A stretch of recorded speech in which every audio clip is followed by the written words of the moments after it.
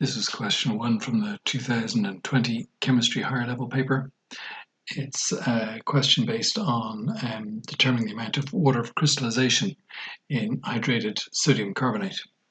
The main focus of this video will be on doing the calculations, but I'll skim through parts of the other question, or the other parts of the question, so you can read it in your own time.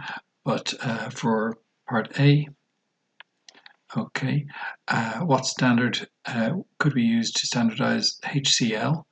So that's actually sodium carbonate, okay, but the anhydrous form, so without the water crystals in it. So sodium carbonate, there's the chemical formula for it. B, describe how the 250 centimeter cubed solution of washing soda was prepared, starting with 3.46 grams of washing soda measured out accurately on a weighing boat. Okay, so what I advise with this is actually visualize what you've got. You've got the mass of washing soda on the weighing boat. Okay, so visualize. You've got to bring that, you've got to transfer that to a beaker. And you're going to have a stirring rod there for mixing it. And you're going to use a funnel. Okay, messy drawing, but you get the idea. This is just to help you describe it, these visualizations. And then once it's dissolved in the beaker, you're going to transfer it using deionized water to a volumetric flask. Okay, again, drawing's a bit crummy, but it brings to my mind that, okay, so I'm going to transfer the powder or the crystals from the weighing boat into the beaker by a funnel. I'm going to and transfer the rinsings as well using deionized water into the beaker, stir it with the glass rod, and then transfer the contents of the beaker into the volumetric flask using the funnel, and transfer rinsings with deionized water into the volumetric flask. Then make it up to the mark.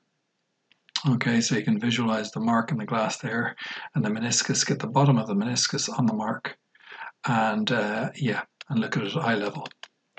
Okay, so a little picture like that might help you move through the description more methodically. Now part C, name a suitable indicator for this titration.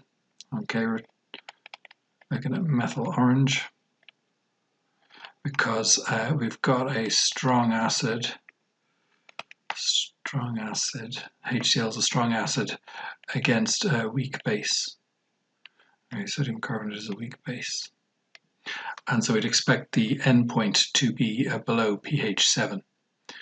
Okay, so there's 2 points there. Strong acid against a weak base.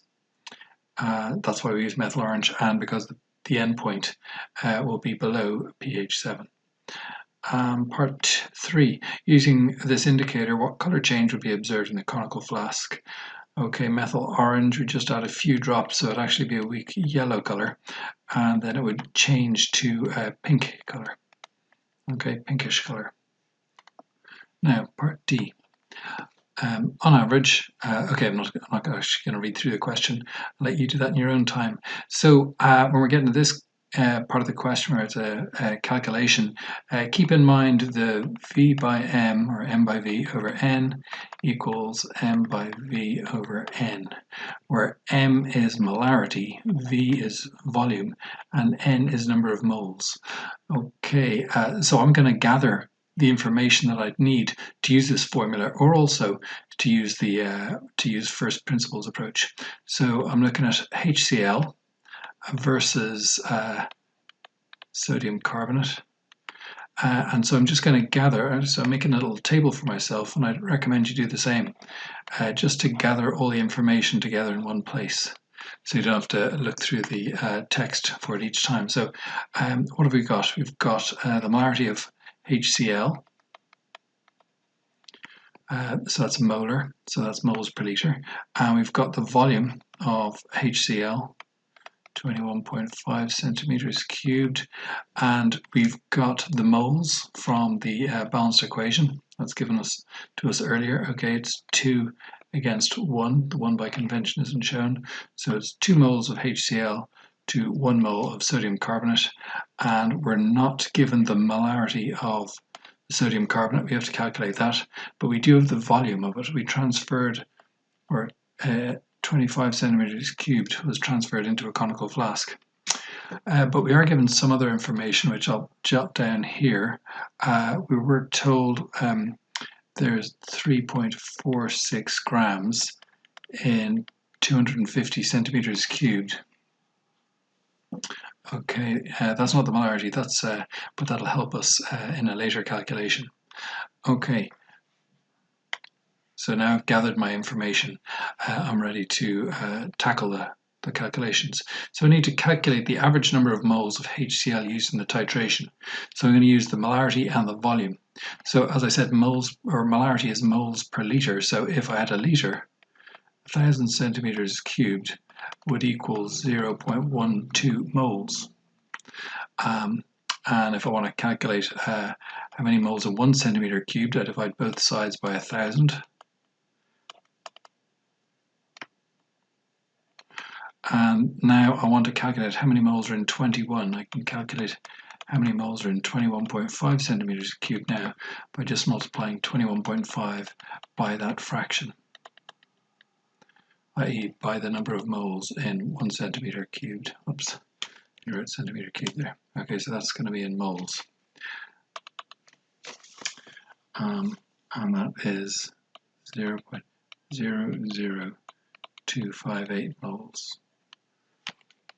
Okay, and next question. So I'd box that there. Whoops, I meant to go for a color change. No, okay, I'll just box it there in pink. So that's my answer to the first part. Now, second part, the number of moles of Na2CO3 neutralized in titration. So I'm going to fall back to the number of moles that we have. It's a 2-to-1 ratio. So if I had 2 moles of HCl, I've got 1 mole of sodium carbonate. So I just divide this by 2. Okay, divide that by 2. What did I do? And that equals 0.00129 moles, and that's of Na2CO3 in 250 centimeters cubed. Okay, so I'd box that so the examiner can see it. Okay, just highlight my answer. I'd use a different color pen if I could, but my software isn't letting me change color just so easily now. Let's see, part 3. The number of moles of Na2CO3 in 250 centimeter cubed. Okay, number of moles in 250 centimeters cubed. I've got it in, this is in 25 centimeters cubed, so I'm just going to multiply that value that I got, my last answer, by 10.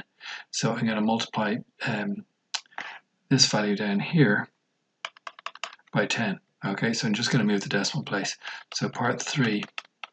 My answer is 0.0129 moles of Na2CO3 in 250 centimeters cubed. Okay, so that's my answer for part 3. And part 4 is the mass of sodium carbonate into 50 centimeters cubed. Okay, so I've got the moles. Now I need to convert that to mass. So what I need is the relative molecular mass of sodium carbonate, and so just using the periodic table, number of atoms in the molecule, so I get 106 grams, so it'll be 106 grams per mole, and I've got this number of moles, 0.0129, so I simply multiply that number by the relative molecular mass. So I'll do that here. And the moles will cancel out and I'll be left with the gram value. And that is 1.3674 grams of sodium carbonate in 250. Here as well to write it down. I do it, but I'm kind of running out of room here. 250 centimeters cubed. Okay, for part 5, where we're calculating the order of crystallization, I'm going to need some more space. So I'm make sure you have some space. It's terrible when a lack of space affects your calculations. So I'm going to try and give myself some sufficient space here. So mass of water of crystallization. To work this out, I'm going to look at three things. I'm going to look at, where's my border there that you can see? Okay. I'm going to look at the hydrated salt, or hydrated crystals. I'm going to look at the anhydrous. And I'm going to look at water. Okay, these three things. And the first thing that I'm going to consider is mass.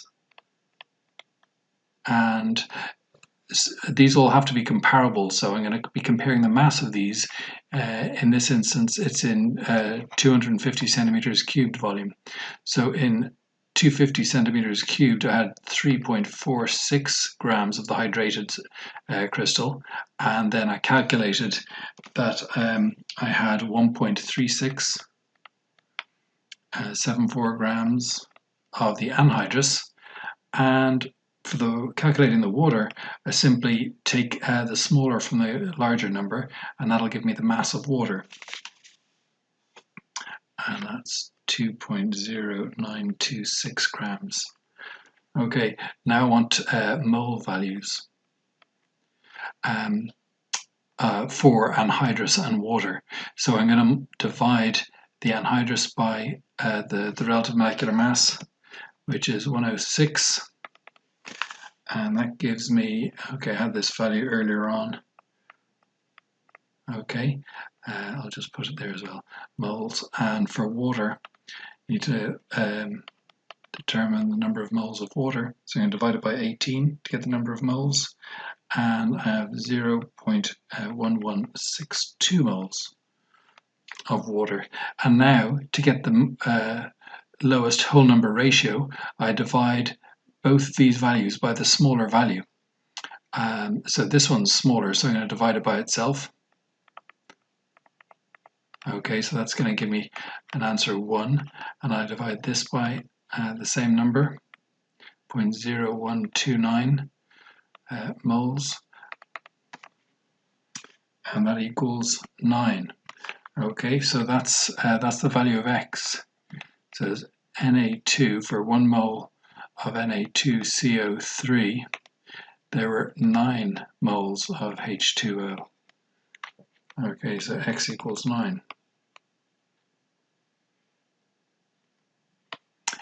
So just to finish off, the mass of water of crystallization, and hence the number of moles of water in 3.46 grams of crystals. Number of moles of water, that was this answer here. And then for part 6, it was the ratio, so we had to determine the value of X, and X equaled 9.